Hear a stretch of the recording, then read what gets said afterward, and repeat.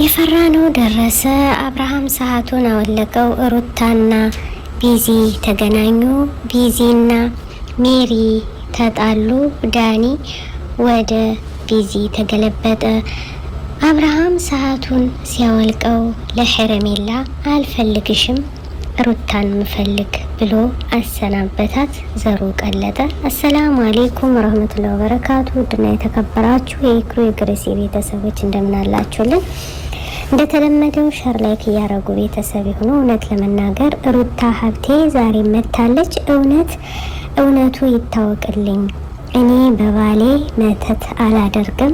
እንዴት ለልጄ የሃይምሮ ጠባሳ እንዴት ልሰጠው እችላለሁ? ቤተሰብ ማወቅ አለበት በማለት እንግዲህ ሩታዬ እውነታውን ይዛ መታለች።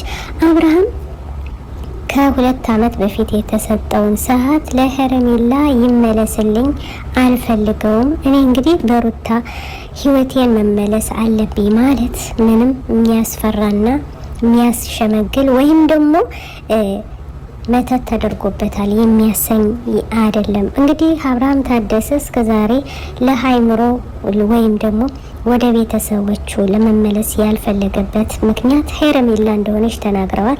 አሁን ደግሞ ወደ ሄረሜላ ሊመለስ ሲል ለምንድን ይህን ያክል መተት አለው እያለ ዳኒ የሚያንገራግራት ሩታን ዛሬ በማንገራገርና ሜሪ ሳናስበው ከሩታ ጎን እንደቆመች እኔ አንተን አውቃለሁ እዚህ ላይ በግሬን መጨፈልቀህ እስክትለው ድረስ አትገላበጥብኝ በማለት እንግዲህ አባራላታለች። እንዲሁም ቢዚና ሜሪ ተጋደሉ። ለመሰላችሁ ቢዚ አዎ ልቀቂው ወንድሜን፣ እኔ አብረሽ ብትኖሪ ባትኖሪ ያገባኝም፣ ግን ወንድሜ ታሟል። ሳይታመም ታመመ፣ ሳይደነዘዝ ደነዘዘ።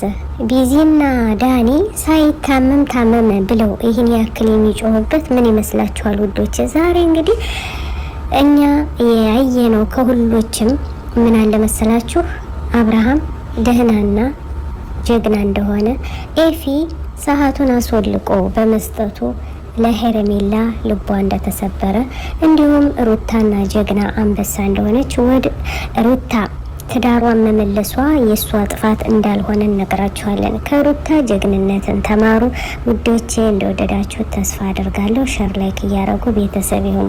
መቼም ካልደፈረሰ አይጠራም። እውነት ለመናገር በጣም ጎበዝና አንበሳ ማለት ሩታ ሀብቴ ናት። እንዲሁም አብርሃም ወደ ሃይምሮ ተመልሶ ለቤተሰቦቹ ለጓደኞቹ እንዲሁም ዛሬማ ህይወታቸው ተመልሶ ከልጃቸው ጋር ሆኑ ምንልበትን እንላለን። አሰላሙ አለይኩም።